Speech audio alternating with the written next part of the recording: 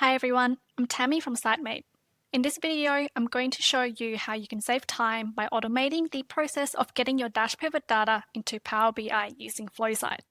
Many users manually export CSV data from Dashpivot every week, every month, or more often to meet their reporting needs. This process is not only time-consuming, but also tedious, requiring you to select all of these forms, filtering the required data, wait for the CSV to generate, and then download it. And if you want to analyze workspace actions, whether it's tracking the number of actions or completion rate, you need to transfer this data manually. This means that there is room for human error. Any important information might be missed during this manual process, so to ensure that everything is correctly synced, you often have to come back here, cross-check that everything has been included, adding even more time and effort. With Flowsite, we can automate this entire process. By integrating Dashpivot with Power BI, you can set up a hosted source that updates periodically on a schedule that you define. Let's have a look at how this works. First, we set up the integration in Flowsite. You define how often the hosted source updates, whether that's every 24 hours, 12 hours, 4 hours, or even every hour. Select the type of the trigger, and then go ahead and select your data source. For templates, you just need to link which template you want to transfer the data across. Here, I've linked this to the lot management template that we saw just earlier in Dashpivot. So once everything is set up, your Power BI file will always have the latest data without you having to leave the software. In Power BI, I've already connected the source using the integration information provided in Flowsite. So what you see here are all of the lot management forms completed in Dashpivot in one database.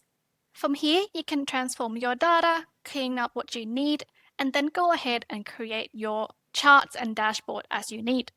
This works the same way for actions, except all you need to do is to make sure that you're connected to the correct Dashpivot workspace. Once connected, using the information here, just like how we connect form data, all of your actions data, whether it's assigned to you or assigned by you, will automatically go across to Power BI. So here, just like forms data, I have all of my actions and the relevant information such as the assignee, the due date, and priority pulled across to Power BI.